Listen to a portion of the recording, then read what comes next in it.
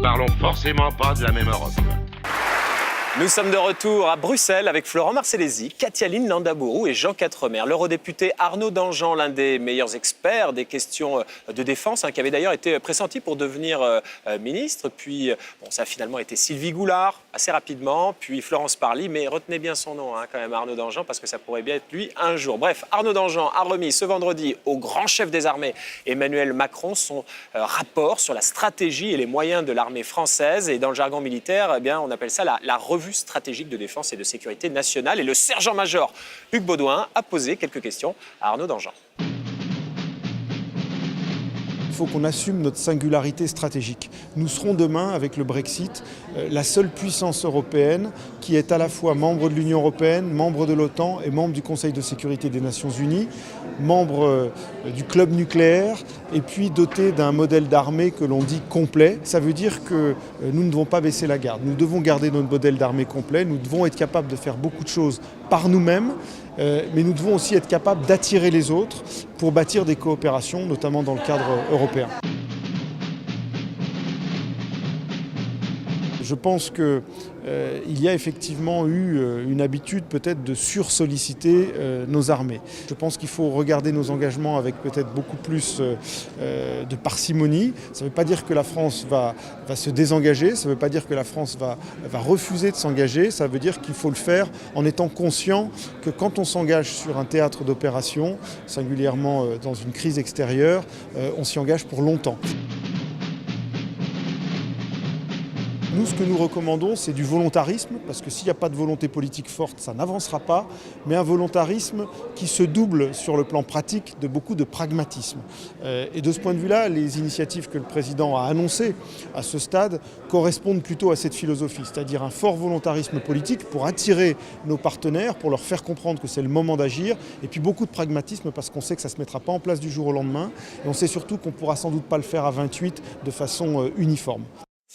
Voilà, Arnaud Danjean. Florent Marcellesi, c'est Manuel Valls, lorsqu'il était Premier ministre, qui avait dit « Il y a une armée européenne, c'est l'armée française ». Est-ce que vous êtes d'accord avec ça, surtout maintenant avec le Brexit, parce qu'il y a deux puissances militaires en Europe, la France et le Royaume-Uni. Mais à partir du moment où il y a le Brexit, il n'y a plus que la France. Ça, vraiment, c'est une vision assez franco-française des choses, surtout pour quelqu'un comme moi qui habite en Espagne, forcément. Moi, je vous dirais que ce dont on a besoin aujourd'hui, c'est d'avoir une double vision. Principalement, en tant que Vert, une vision pacifiste. La principale chose, c'est la prévention des conflits. Et ça, il faut le faire au niveau européen, parce qu'on a une capacité d'intervention sur les conflits. Et une seconde chose, c'est d'être pragmatique. Donc, pragmatique. À quoi bon avoir 27 armées, enfin, j'ai même pas dit 28, mais à quoi bon, parce qu'on est 27 avec le Brexit, 27 armées avec 2 millions de personnes qui travaillent sans une très grande coordination. Ce qu'il faut, c'est une seule armée européenne et du moins être beaucoup plus rationnel sur ce sujet. Ce qui compte, c'est d'avoir l'arme nucléaire. Ah non. je vous taquine. C'est mieux qu'on ne l'ait pas en Espagne actuellement. Je vous taquine, Florent Marcellesi, eurodéputé écologiste. Jean, qu'est-ce que vous en pensez? Est-ce que les Français ont vocation à devenir les G.I. Joe de l'Europe? Est-ce que la France deviendrait le muscle de l'Europe et l'Allemagne le portefeuille? En gros, on se répartit les rôles. Écoutez, pour l'instant, à l'heure actuelle, il y a un seul pays dont les soldats meurent sur les fronts extérieurs pour défendre l'Europe, c'est la France. C'est-à-dire qu'on parle de défense européenne, tous les pays parlent de défense européenne, mais à part les Britanniques, qui étaient effectivement sur quelques fronts, il n'y a que les Français. Il va falloir que chaque Européen, chaque pays se pose la question, est-ce que je suis prêt à envoyer mes boys et mes girls pour mourir au nom de l'Europe sur des théâtres étrangers? Alors, si on ne répond pas à ça, il y a un moment ou un autre, il faudra que les autres se disent, si on répond négativement, il va falloir que les autres se disent, dans ce cas-là, il faut payer. C'est-à-dire il faut mettre au pot, il faut donner de l'argent aux Français pour payer leur défense. C'est une défense qui est européenne.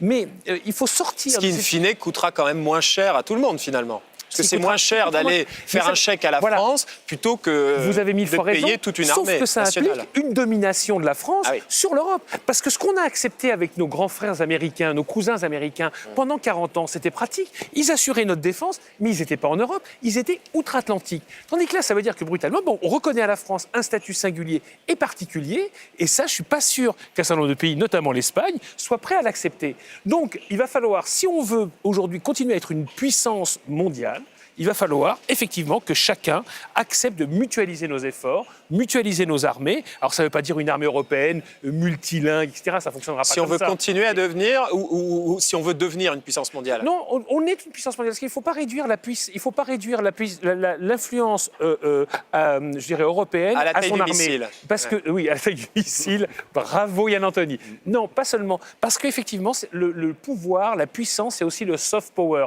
C'est l'aide au développement, c'est l'exportation de nos normes, l'exportation de la paix. Katialine, on en est où au niveau de la défense européenne?